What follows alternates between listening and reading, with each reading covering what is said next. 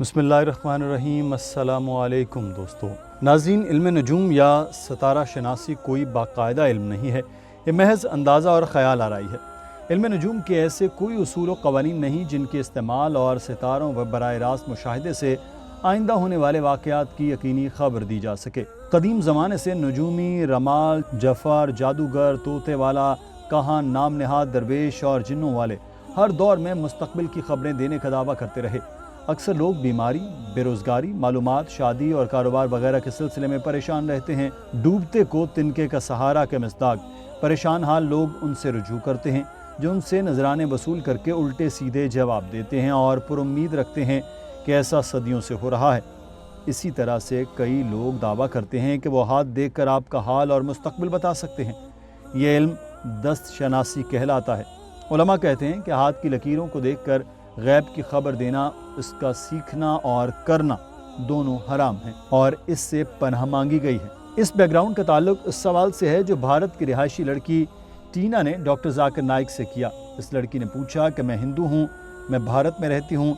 एक रस्म भारत में है कि एक पत्ते के ज़रिए शादी से मुतालिक जाना जाता है कि शादी कैसी रहेगी, मुस्तक़बिल में कैसी ज़िंदगी होगी, क्या ये हिंदुइज़म से ताल्लुक़ रखती है या नहीं, क्या ये चीज़ सही है, आप इसके मुतालिक क्या कहेंगे?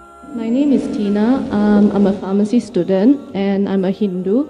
Dr. Zakir, I just want to ask, you're from India. I'm not so sure whether you're familiar with this practice among Indians, regarding this leaf that you go and consult someone, and if you manage to find your leaf based on thumbprint and other things like that, your whole life, your name, parents' name, past, future, what's going to happen is all written in that leaf. I don't know whether this is a practice of Hinduism or is something made by the temples or people. And if so, if everything is already written, how is it comparing Hinduism or maybe this practice with Islam, faith and free will? Thank you.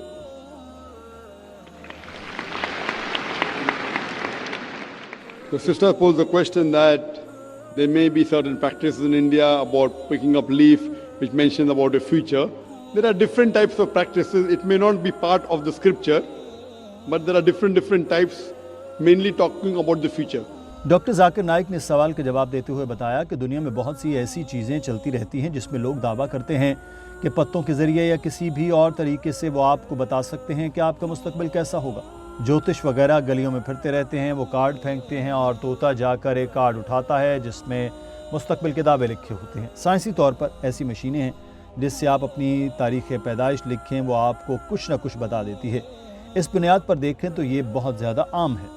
There may be certain practices in India about picking up leaf which mentions about a future. There are different types of practices. It may not be part of the scripture, but there are different types, mainly talking about the future. Jyotish, you go to Jyotish, to a fortune teller. Go to a fortune teller, different types. You see on the streets, there are many cards kept and a parrot goes and picks up a card and then they read and that talks about the future. You go to a machine, put your date of birth and the machine tells you something. Now, based on this, you go, it's very common and people make a fast buck out of it. Doctor Zakir Naik ने कहा कि America में एक psychologist था, वो 100 तलबा की class से मुखातिब था। एक हफ़्ता पढ़ाने के बाद उसने तलबा से कहा कि मैं आपको आपके माजी के बारे में बताऊंगा। तो उसने हर तालिब इल्म को एक चिट या पर्ची लिख कर दी और उसने कहा कि कोई इसको अकेले न खोले, सभी एक साथ खोले तो बताएं कि इसमें लिखी बातें कितनी सही हैं। तमाम तलबा ने पर्चियाँ खोली तो 90% तलबा ने कहा कि प्रोफेसर ने 100% दुरुस्त कहा। 10% तलबा ने कहा कि प्रोफेसर की बातें 80% सही हैं। इसका राज ये था कि उसने हर तालिब इल्म की पर्ची पर एक ही चीज़ लिखी थी। मिसाल के तौर पर आप एक मशीन के पास जाएं, उसमें आप तारीख़ पैदाइश लिखें, वो बताएगी कि कुछ दिन में आपके साथ बुरा होने वाला है।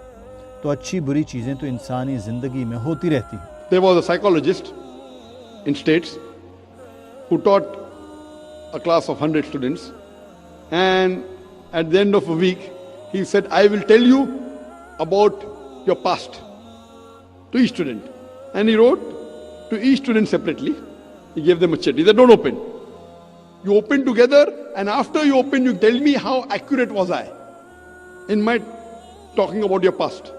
So all the students opened, and 95% of the students, they said that the professor was more than 90% correct. 5% said that he was 80% correct. The key to it was the professor wrote the same thing for everyone. For example, you go to a machine and give a birth date, and the machine will tell you something bad is going to happen in the next 10 days. Even if 100 good things happen, something bad will happen. The next person, the machine will say that something good is going to happen. Even if 100 bad things happen, something good will happen. लड़की ने पूछा कि वो कुछ बातें बताते हैं जो हमें सही लगती हैं। मिसाल के तौर पर हमें माँ बाप का नाम सही बता दिया जाता है। अगर 10 चीज़ें हमें ज्योतिष बताएं तो उसमें से 8 सही निकलती हैं। तो एक जंग चलती रहती है हमारे ज़हन और दिल के दरमियान, जो मंतक और ईमान के दरमियान होती है। I just wanted to say, because like my family, it's a thing to do this. So my leaf was found and they read it. So things in it, like, because science student try to think logically, rational, whether it's possible.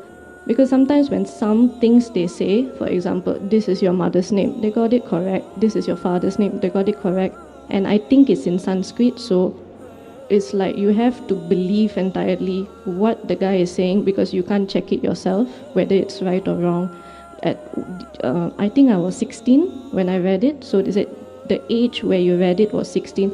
There's two, like, maybe out of 10 things, 8 things he got correct. And it's like sometimes I try to think, how do they do this? And it seems a lot of people also come. So it's like this logic and the fate, it's like there's a fight there.